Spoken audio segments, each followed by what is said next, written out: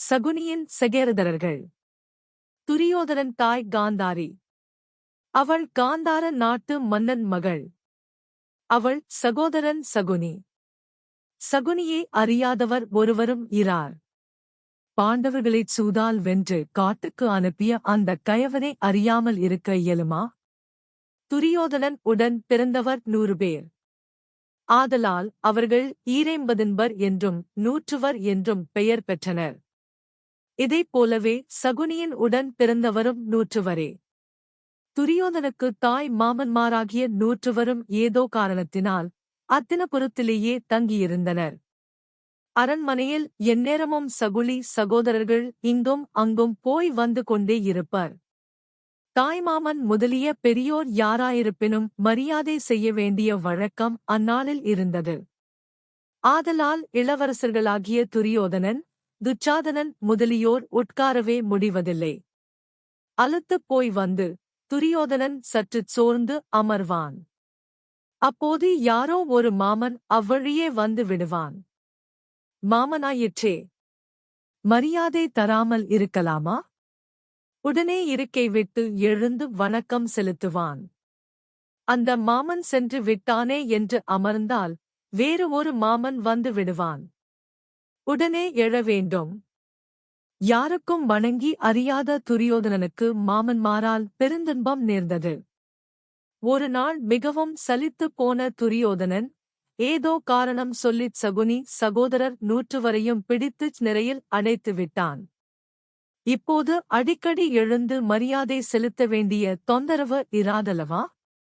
சிறைப்பட்ட மாமன்மார் 100வரையும் ஒரேயடியாக ஒழித்துக் கட்டிவிட வேண்டும் என்று தீர்மானம் செய்தான் துரியோதனன். சிறையில் உள்ளார்க்கு உணவும் நீரும் தர வேண்டுமே. ஆளுக்கு ஒரு பருக்கே சோறும் ஒரு சின்ன நத்தைக் கூட்டில் நீரும் வேளை வேளைக்கு தரும்படி ஏற்பாடு செய்தான்.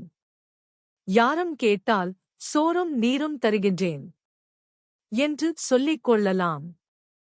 ஆனால் அனைவரையும் கொன்றுவிடலாம் என்பது துரியோதனன் சாதுரியம்.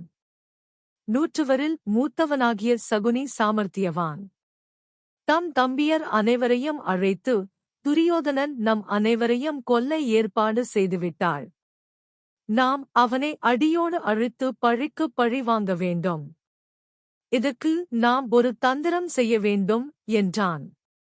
அண்ணா சகுனி, நீயே அறிவாளி. அதற்கு ஏற்பாடு செய்ய வேண்டியது உன் கடமை. நீ என்ன சொல்கின்றாயோ அதை நாங்கள் அப்படியே செய்கின்றோம் என்றனர் தம்பியர். ஒரு பருக்கே சோறும் நத்தைக் கூட்டில் தரும் தண்ணீரும் உண்டு யாரும் சில நாள் கூட உயிர் வாழ இயலாது.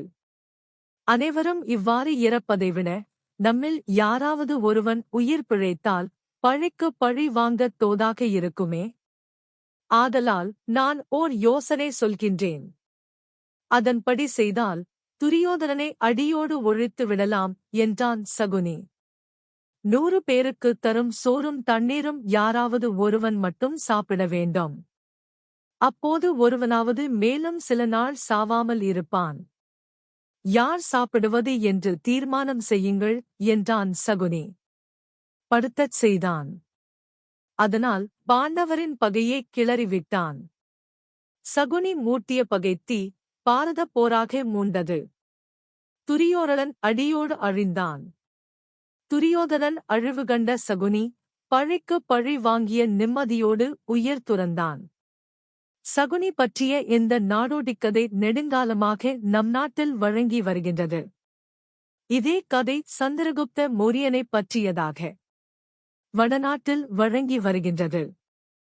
முத்ரா ராட்சசம் என்ற நாடக நூலிலும் குறிப்பாக இடம் பெற்றுள்ளது.